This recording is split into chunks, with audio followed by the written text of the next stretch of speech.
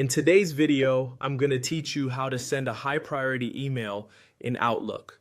Whether you're trying to get a colleague's immediate attention or ensure a swift response on a pressing issue, understanding how to customize your email's priority can be incredibly useful. Let's walk through this process together, starting from the very beginning. First, you'll want to access Microsoft Outlook.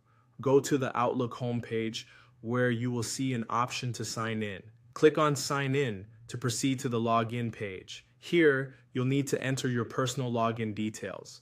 Carefully type in your email address and password, and once you've done that, click Next to continue. Once you've logged in, you'll arrive at the Outlook dashboard. This is where you manage all of your emails and communication tasks.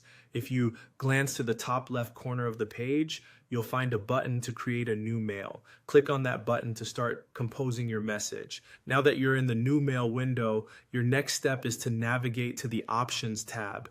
This tab provides a variety of settings that can adjust how your email is sent and viewed by recipients. Within this section, you will notice icons for setting email priority, specifically marked as high and low priority. If the matter at hand is urgent and requires the recipient's prompt attention, you should choose the high priority option. Clicking this will flag your email as important, signaling to the receiver that this message should be prioritized over others. After setting your email's priority, it's time to populate the rest of your message. Enter the recipient's email address, add an informative subject line, and type out your message in the main body of the email.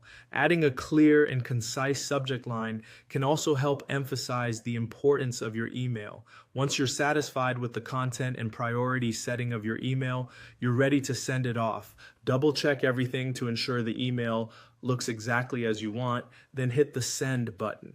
This will dispatch your high priority email, ensuring it arrives in the recipient's inbox with the necessary prominence. And there you have it. You've successfully sent a high priority email using Outlook, enhancing your communication effectiveness.